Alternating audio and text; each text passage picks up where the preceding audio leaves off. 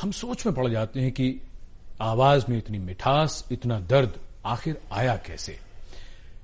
किशोर कुमार के व्यक्तित्व और उनके संघर्ष के बारे में बात करने के लिए हमारे साथ खास मेहमान हैं। आज हमारे साथ हैं कमल धीमान साहब, जिन्होंने किशोर दा पर 2 किताबें भी लिखी हैं और उसके अलावा उनकी एक किताब देवानंद साहब पर भी है। देवानंद, जिनका बड़ा एसोसिएशन रहा किशोर कुमार के साथ। तो कमल जी, बात यहीं से शुरू करते हैं। खंडवा में जन्म हुआ और अपने बड़े भाई से उम्र में 19 बरस छोटे किशोर कुमार जब बंबई पहुंचे तो बड़ी स्ट्रगल का दौर था। कोई ये समझ ले, बहुत से लोगों का अक्सर ये कहना रहता है कि किशोर कुमार के लिए तो एक केक वॉक था, बड़े भाई इतने बड़े स्टार थे, तो क्या दिक्कत थी? क्या कहना चाहेंगे उनके संघर्ष के बारे में? देखिए संजीव जी, किशोर कुमार साहब जो थे वो बचपन से ही बड़े संगीत के बहुत दीवाने थे। तो गाने उनको बहुत प्यारे लगते थे, अच्छे लगते थे और कुंदनलाल सहगल के बहुत बड़े भक्त थे वो। तो बचपन में ही वो गाया करते थे कुंदनलाल सहगल के बहुत से गाने, अपने बड़े भाई के भी गाने गाया करते थे। और जब उनको गाने का इतना शौक था, वो गाने में अपना कैरियर बनाना चाहते थे। लेकिन अशोक कुमार साहब जो उनके बड़े भाई थे, वेल एस्टेब्लिश हो गए इंडियन फिल्म इंडस्ट्री में, उन्होंने क्या किया, उन्होंने कहा कि चलो अभी ये इंटर पास करके आया है क्रिश्चियन कॉलेज से, इंदौर से, तो थोड़ा कुछ सेटल हो जाए, कुछ फिल्मों में छोटे मोटे रोल करने लग जाए, ताकि ये थोड़ा इसकी आजीविका का इनका सिस्टम बन जाए। लेकिन किशोर दा अपने आप को एज ए सिंगर एस्टेब्लिश करना चाहते थे। तो जब मैं अपनी पुस्तक के शोध के दौरान दादामणि अशोक कुमार से मिला तो उन्होंने बताया कि शुरुआत में मैंने उनसे कहा, किशोर से, कि भाई मैंने खुद सरस्वती देवी से सीखा हुआ है, मैं इतना वेल एस्टेब्लिश नहीं हो पाया सिंगिंग में, और यहाँ पर एक से एक बड़े दिग्गज गायक पड़े हैं, मोहम्मद रफी साहब हैं, तलत महमूद साहब हैं, मन्ना डे हैं, हेमंत कुमार साहब हैं, मुकेश जी हैं। तो ऐसे में तुम्हारे लिए इस लाइन में आना ठीक नहीं रहेगा। तो लेकिन वो जिद के पक्के थे। तो शुरुआत में धीरे धीरे कुछ छोटे मोटे रोल्स उनको ऑफर किए गए, जिद्दी में, कनीज में और सती विजय, कुछ फिल्म आई थी उनकी जी। तो उस दौरान उनको बताया गया कि आप कुछ एक्टिंग में करें। लेकिन वो एक्टिंग में क्या करते थे, कुछ ऊट-पटांग की हरकतें कर दिया करते थे, उछल कूद या नौटंकी करके या कुछ ड्रामा सा करके। तो वो लोग वो धीरे धीरे उनका एक स्टाइल धीरे धीरे बनता चला गया। फिर उनको धीरे धीरे आगे जाके फिर फिल्मों में गाने का मौका मिला। लेकिन उनके गाने की जिद को देखते हुए अशोक कुमार साहब ने उनको खेमचंद प्रकाश जी के पास भेजा। जब बॉम्बे टॉकीज की जिद्दी फिल्म बनाई जा रही थी, तो जिसमें देव साहब भी थे, देवानंद साहब भी थे, तो उसके लिए इनको भेजा खेमचंद प्रकाश जी को कि आप इनकी जरा आवाज टेस्ट करें और देखें कि ये एज ए सिंगर एस्टेब्लिश हो पाएंगे नहीं जी।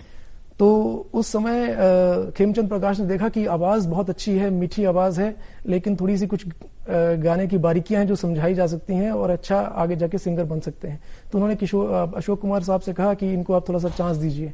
तो उनके बाद फिर वो वहां से उनका एक एज ए सिंगिंग कैरियर शुरू हुआ जिद्दी फिल्म से। मरने की दुआएं क्यों मांगू, जीने की तमन्ना कौन करे। और जो देव साहब पे फिल्म आया गाना था और किशोर दा का पहला गाना जी। और इसी फिल्म में उन्होंने एक डुएट भी गाया था लता जी के साथ। और इसी फिल्म के गाने की रिकॉर्डिंग के सिलसिले में पहली बार उनकी लता जी से मुलाकात। कुमार के करियर के शुरुआती अगर हम दिनों की बात करते हैं, तो जिस तरह के रोल्स वो कर रहे थे, जिस तरह के गाने ज्यादातर वो गा रहे थे, उसमें कॉमेडी बहुत ज्यादा थी, गानों में भी मजाहिया पक्ष बहुत ज्यादा होता था, कुछ सुरों को ऊपर नीचे ले जाकर थोड़ा सा इफेक्ट कॉमेडी का पैदा करना, ये सब बातें इनसे किशोर दा को फायदा हुआ या नुकसान ज्यादा हुआ? नहीं, देखिए संजीव जी, दोनों चीजें रही इसमें।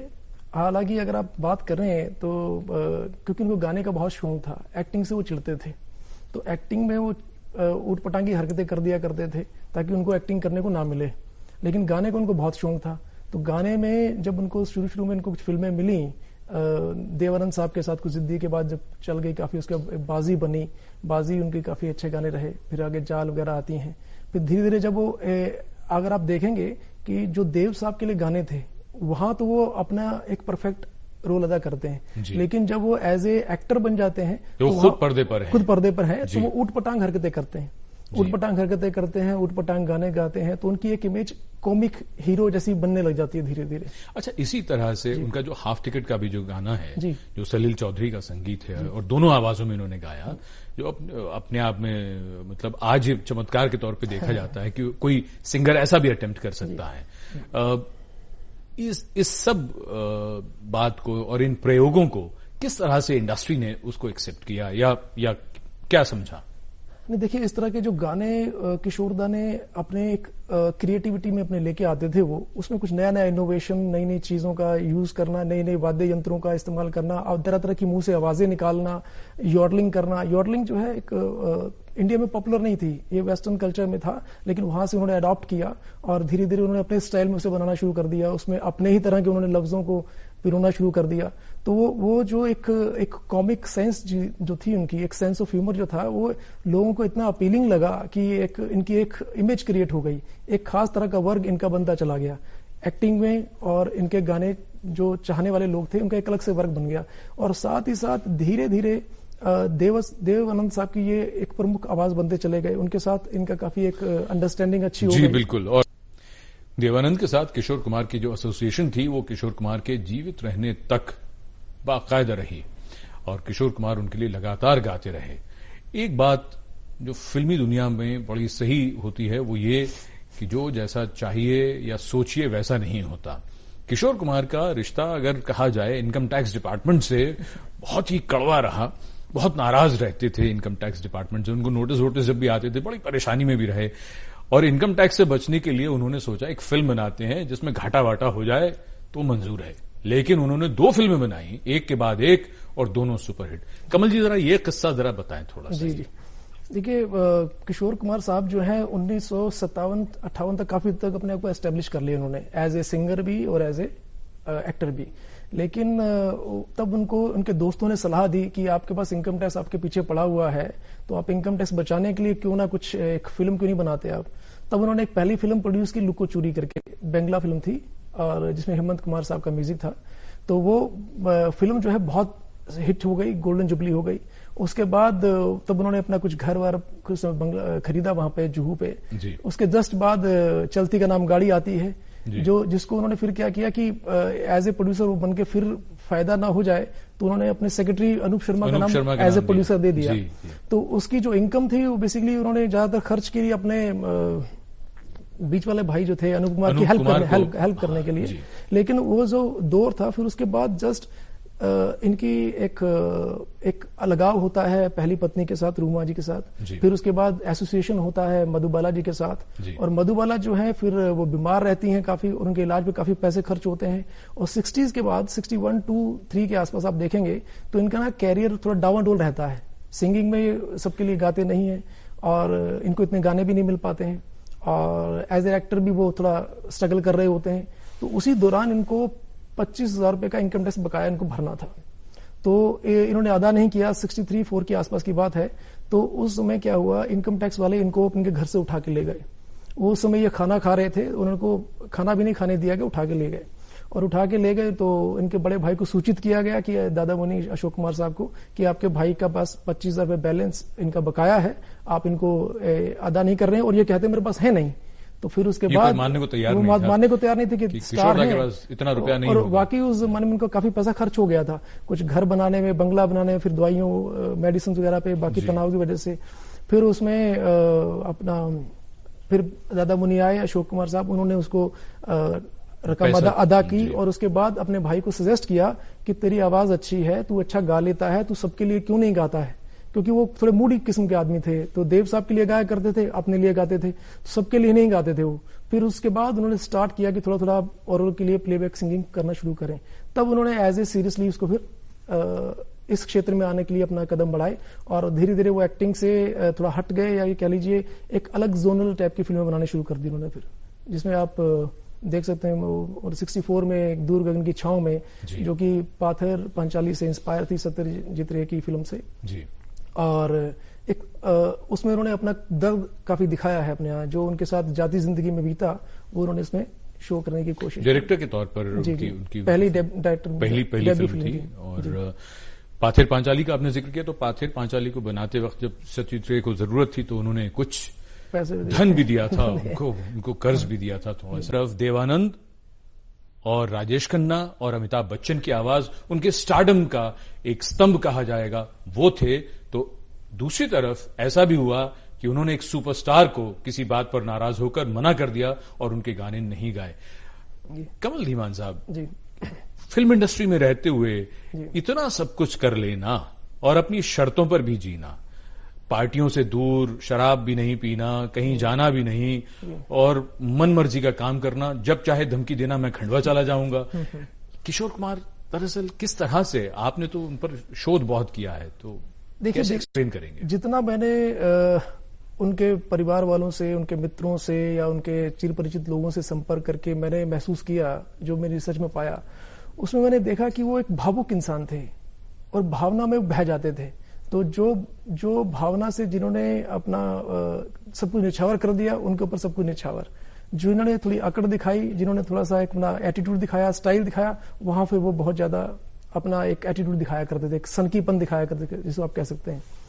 तो वो जो एक उनका था, एक जुड़ाव जो था, जैसे आप राजेश खन्ना साहब के लिए पहली जो आराधना फिल्म में उन्होंने गाया, तो उसके लिए स्पेशली उन्होंने राजेश खन्ना को पहले बुलवाया अपने पास। राजेश खन्ना साहब को बुलवाया और उनका इंटरव्यू लिया। इंटरव्यू लेने के पश्चात जब उनको लगा कि ठीक ठाक सीट, मतलब इसके लिए ऊपर आवाज गाना ठीक रहेगा, तब उसके बाद उन्होंने स्टार्ट किया। तो खुद राजेश खन्ना साहब का भी इंटरव्यू है कि मुझे आधा घंटा इंटरव्यू लेते रहे और उन्होंने चाय पानी तक नहीं पूछा, लेकिन बाद में उनको लोगों ने बताया कि उनके मैनरिज्म नोट कर रहे थे। जैसे अभी आपने कहा कि देव साहब, राजेश खन्ना, अमिताभ बच्चन और तमाम जितने भी फिल्मी सितारे रहे हैं, ऋषि कपूर का भी, ऋषि कपूर ले लीजिए, और बहुत से सितारे हैं, उन सबको इनके ऊपर एक खास तरह का अपने स्टाइल उनका अडॉप्ट करना, वो कैसे बैठते हैं, कैसे बातचीत करते हैं, कैसे बात को कहते हैं, क्या उनका अंदाज है पर्दे पर, उन सब चीजों को महसूस करते हुए अपनी आवाज मॉड्यूल को चेंज कर दिया करते थे। और वो जो स्टाइल है वो आपका बहुत आगे तक आप देखते रहेंगे, चलता रहता है। तो वो एक स्टारडम इतना उनका रहा। फिर 70 के बाद वो लगातार छाते चले गए एंटरटेनमेंट की दुनिया में, प्लेबैक सिंगिंग में बहुत उन्होंने नाम कमाया। फिर उसके बाद उन्होंने स्टेज शो करने शुरू कर दिए। स्टेज शो जो है पहली बार सुनील दत्त साहब के साथ उन्होंने नाथुला में किया था, सिक्किम में जी। जब ये मेरे सामने वाली खिड़की में चांद का टुकड़ा रहता है, पर्दे के पीछे से गाया था। उसके बाद उनका धीरे धीरे स्टेज पे उन्होंने आना शुरू कर दिया। स्टेज से वो हिचकते थे, इसलिए आमतौर पर काला चश्मा पहन के जाया करते थे।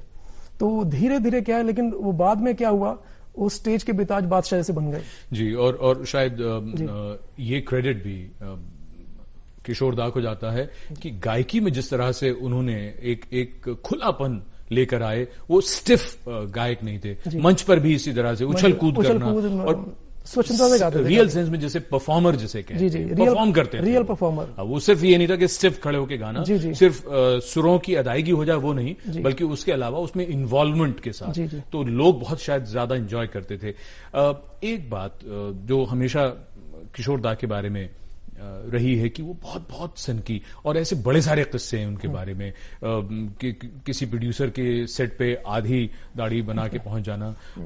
मतलब ये किशोर दा जैसा न उनसे पहले कोई हुआ और अब तो शायद अफोर्ड ही नहीं कर सकता फिल्म इंडस्ट्री में ऐसा कोई हो। मैंने जैसे बताया ना, वो एक तो भावुक तो पहले से थे ही। वो एक जमाने में जब 50s का दौर चल रहा था, जब उनको गाने मतलब फिल्में उनकी आ रही थी, तो वो उनको इसलिए फिल्में करते थे ताकि फिल्मों के दौरान गाना गाने का मौका मिले। गाना गाने का मौका मिले तो वो उसमें खुश रहते थे। लेकिन लोगों ने क्या किया, प्रोड्यूसर्स ने उनके गाने की फीस काटनी शुरू कर दी। उन्होंने कहा कि फिल्म के हीरो एज ए हीरो आपको पेमेंट देंगे, एज ए सिंगर नहीं देंगे। तो वो कहते थे भाई मैं गा तो मैं ही रहा हूं ना, इसके पैसे मुझे देने चाहिए। लेकिन वो क्या करते थे कि नहीं आपको नहीं देंगे। तो ऐसे में कई बार वो नाराज हुए कि मुझे मिलने चाहिए। तो ऐसे में कुछ गाने दूसरे सिंगर्स ने भी गाए किशोर दा के लिए, रफी साहब ने गाया, मन्ना साहब ने भी गाए। तो वो उनको जो ना उस जमाने की सारी खींच जो थी, वो उन प्रोड्यूसर्स की जो खींच थी, जिन्होंने उनके पेमेंट उनकी मारी या कह लीजिए उनके साथ बदसलूकियां करी, वो धीरे धीरे उनके मन में कहीं ना कहीं रह गई। एक और बात, वो फिर आगे जाके जो इस संघर्ष की जो आपने बात कही और उसमें पैसे के लिए बहुत जैसे कहना चाहिए उनका हाथ भी तंग हुआ, सारी बातों के साथ साथ एक बात उनके बारे में हमेशा थी, वो पार्टियों में नहीं जाते क्योंकि उन्हें पार्टी देनी पड़ती और वो तो कंजूस बहुत थे।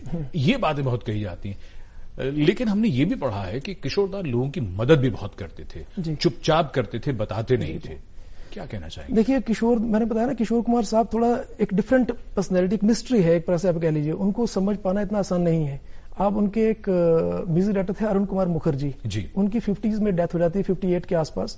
तो उनकी मिसिज ने किशोर दा की डेथ के बाद डिक्लेयर किया कि हर महीने किशोर दा उनको एक फिक्स अमाउंट भेज दिया करते थे। इसी तरीके से पाथेर पांचाली में जब सत्यजीत रे को फिल्म बनाने के दौरान आर्थिक समस्याएं आई तो उस समय उनको 5,000 रुपए की उस समय हेल्प करी।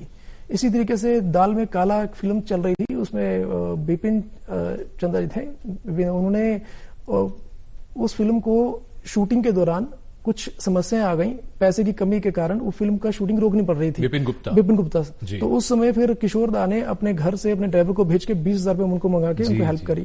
तो ऐसे न जाने कितनी हेल्प किया करते थे, लेकिन मीडिया में उनका वही चेहरा सामने आया कि कंजूस हैं, मक्खी चूस हैं, किसी को कुछ देते नहीं, इवन सनकी हैं बहुत ज्यादा।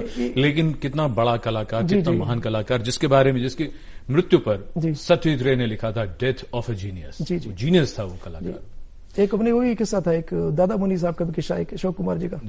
उसमें दादा मुनि कहने लगे कि एक बार मतलब बहुत से लोगों के साथ इन्होंने बुला के बोला कि आप लोग सारे अजंता एलोरा चलेंगे क्या? तो सब लोग चले गए। तो उनको सारा खर्चा वगैरह सब किशोर कुमार ने किया और बोलते अब मुझे कंजूस कह के दिखाइए। कमल धीमान साहब, बहुत धन्यवाद, बहुत शुक्रिया आपका यहाँ आने के लिए। और किशोर दा पर ऐसा लगता है उनके गीतों को सुने कि उनके बारे में बात करें, वक्त की कमी है। आपका बहुत धन्यवाद। Thank you. और आप सभी का भी बहुत धन्यवाद। अगली बार जो मिलेंगे एक नए विषय के साथ, तब तक के लिए नमस्कार।